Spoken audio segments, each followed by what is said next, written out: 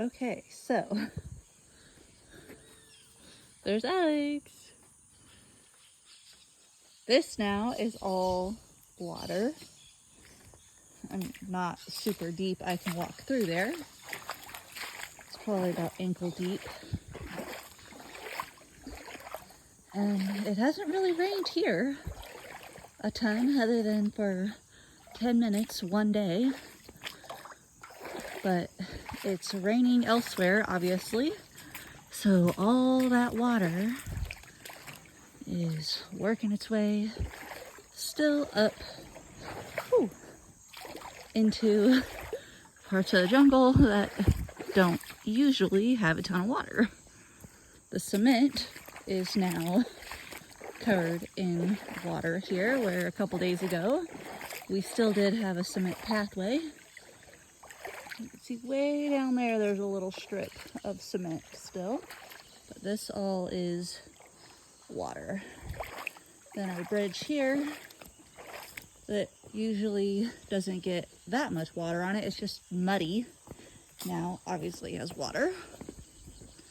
We're just gonna keep walking to show you what a couple days has done for the differences. So I'll make sure to post the first video and then I will post this a later video so you guys can see the comparison of what a week's time has done to the water levels.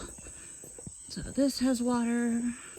The guys have been working very hard on this bridge because this used to be just like that, but it was completely underwater. The logs were floating everywhere and it was no longer a bridge. So they've been working very hard on this part. This is only a temporary solution until they can construct a better one. But we, as you can tell, obviously need something now. So here they are doing that. We'll walk over this. This area here is typically dry. And then this area that we're coming up to right here does get water through it, but not typically quite this high.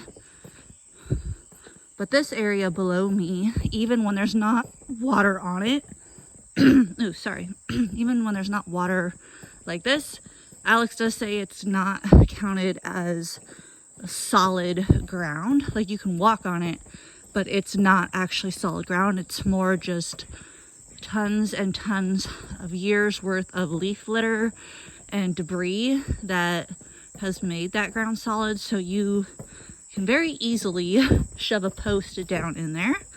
And that is where underground things live, like the electric eels that are found here in the Amazon jungle.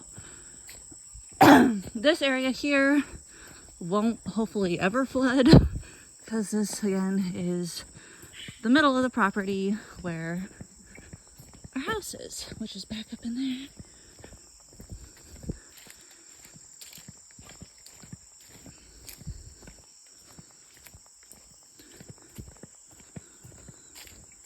And then we're gonna come up to the second bridge here.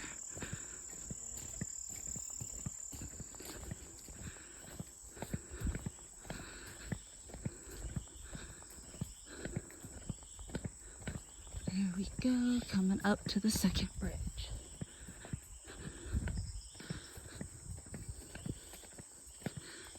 So the dogs have been living at the garden because this is about the only stretch of dry land.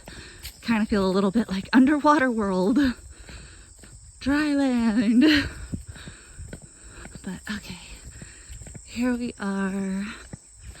Now this bridge typically doesn't ever have water this far up to it. And typically you can just walk right on the dry land up to the little ramp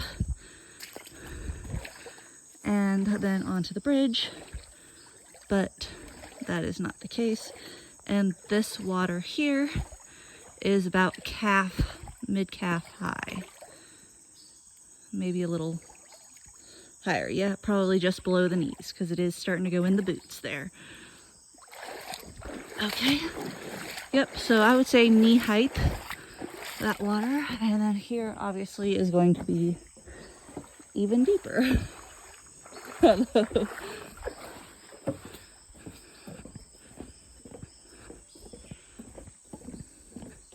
So the other day, there was still some gappage between the bridge and the water. Now, in just another couple of inches, that water will be up and over our bridge, which I guess you can see right here. There is a little bit up on the bridge. You can see right there. It's starting to make its way. So that's the low spot in the bridge. So yeah, fun stuff. Here's also right there at the bridge line. Crazy to think that a river adjusts that much.